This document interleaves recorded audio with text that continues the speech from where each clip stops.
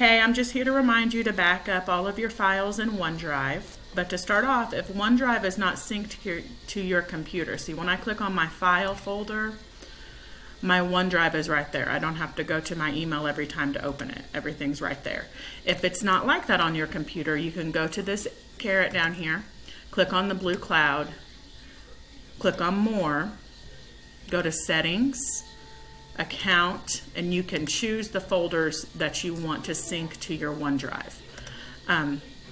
If it is like that already, click on the blue cloud and it'll tell you that your OneDrive is up to date.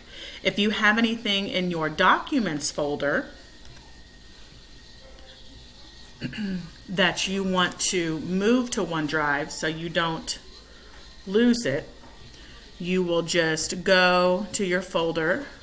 So I have some stuff, so I want to move some workbooks.